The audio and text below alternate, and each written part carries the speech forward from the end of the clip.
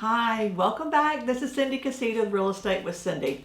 Well, today we're going to talk about exciting. This is getting your right before your paycheck. This is the finale of the transaction, especially with a loan. There's a little more pieces to put together before you can get your paycheck. So I have to start off with the same thing I talk about in a lot of videos. Get your paperwork done. By now, you should have had everything turned in. You should be ready for the DA, which is your distribution authorization, to be sent to the title company or the lawyer so that you get your paycheck at the time of closing. Now, this is the time when you if you've got a couple transactions going on that you go, you know what, I wish I had some help with this, and you may investigate a transaction coordinator to help you. Now, I've seen agents go together and hire a person, and you get a percentage of their time. Doesn't work great, but getting started, it does kind of help you. So look at that. If you're doing multiple transactions, your time is money. So if you're getting your paperwork signed at the time of the contract, then there shouldn't be that much to handle. But sometimes there's an addendum to change a name. There's an addendum to change the date. There's an addendum because it's in a trust and it's not in the person's name, or just piddly things along the way that you just don't have time to do, that you can have someone help you do that process. So think about that as you get along in your transactions. The lender kind of sets the pace for this part of the transaction. You're waiting for the loan approval, and sometimes that's a conditional, meaning there's still a few pieces of paper we need to look at, but we're looking good. It looks like we're going to give them a loan.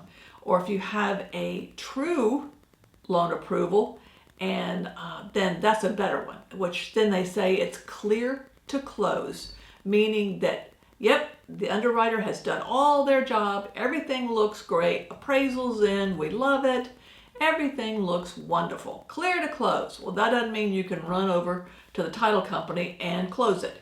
This means the next step is it has to go to the closing department. And that's a whole different person than what you've been dealing with. And so now you go, and this is a good time to reflect on who the lender is. If it's a good lender, they keep you informed as to where it is in the process. But you want to hear certain words along the process, and clear to close means, yay, we're rounding the last corner of the race. So it's gone to the closing department. Now the closing department, they go through it with a fine-tooth comb again. And this is where I found out when someone has opened up another credit card, or they bought a yacht, or they bought a boat, or they refinanced their car, or they paid off this, or they charged that. They look at the credit again. So tell your buyers over and over again, do not move money around. Don't change hands with money. Don't deposit a big check from mama because she's proud of you. Don't do anything with your bank accounts during this process. It will screw it up every time.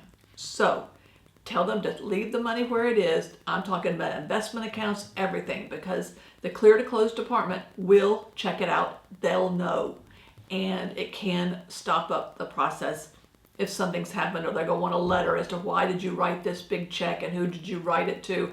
Don't pay off anything. Don't do anything during this process other than wait to close, and then you can do all that fun stuff that you want to do.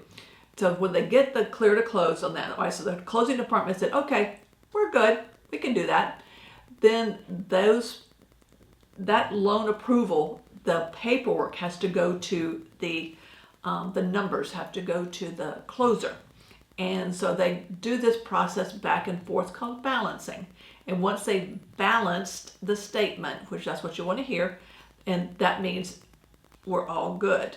And that means that the lender has sent over all the papers that need to be part of this transaction, and usually it's a stack, and that they've got the final closing statement. And about that time is when the title company will send you, as the agent and the other agent, a copy of it. So you can kind of look at it from the buyer's standpoint. You're not going to understand some of the fees that the lender has broken out in different ways. Bottom line, to the customer is the same, but they break out these fees. It'll be one number and they'll break it down to 20 different categories, but it totals up to be what they know.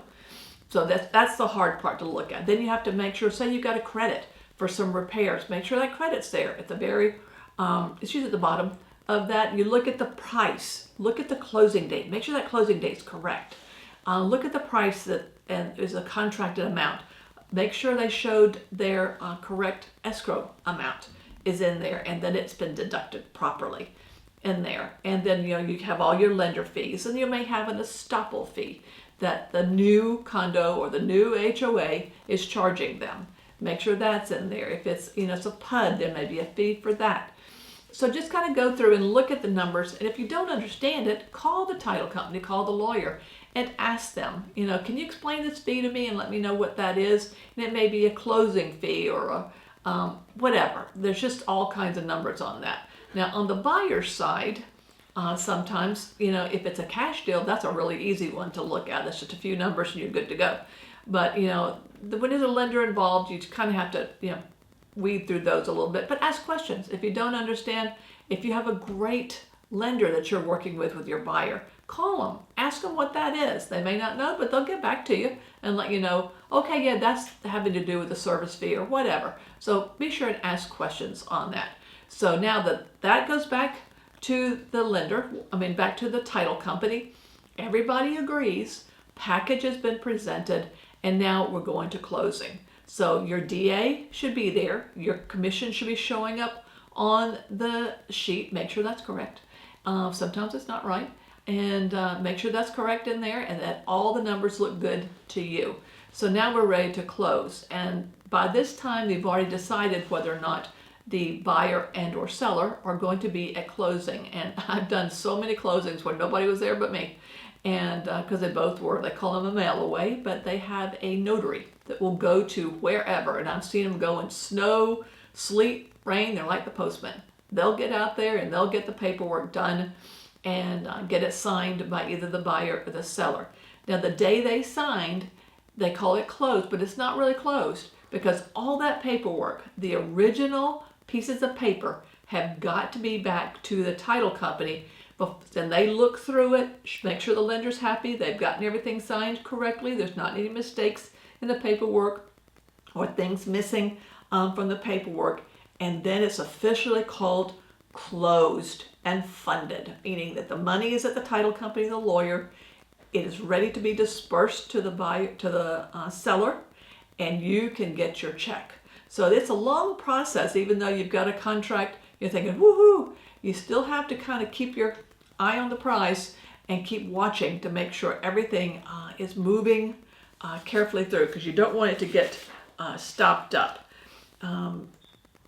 Once all the documents are done, you'll get a copy of the closing statement that you'll have to turn into your office, along with maybe a copy of the check, depending on how compliance is with them. The check for their part of it, the brokerage part, you don't touch that one. That one goes straight to them.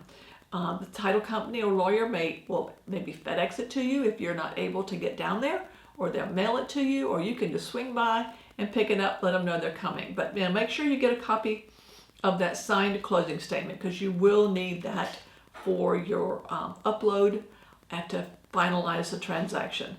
Last but not least, thank your customer for trusting you for this transaction. Make sure you have ordered a little gift for them prior to this, whether it be a new little dog bowl, cat bowl for their condo or their home, or it's a gift card for dinner as they're moving out of the area. Whatever it is, just give them a little thank you so much for trusting me, and I hope that you'll refer me to your friends and family if they're ever in this area. And I can't wait for you and I to go out to dinner if they're staying locally, and take them to dinner, or meet up for cocktails, whatever. It's just a fun time. Some agents do appreciation parties where once a year, everyone they did the transaction with, they get them together just to kind of have a good time. Sunset on the beach, whatever it is. So, well, congratulations. We finally made it through a transaction. Good job. Thank you for watching. If you're looking to be a better agent, or you're a new agent getting into the business, you might want to look at a couple of these new videos that we have that will help you on that process. I want to thank you for watching. If you liked what we're saying, please like and subscribe. Look forward to talking to you again.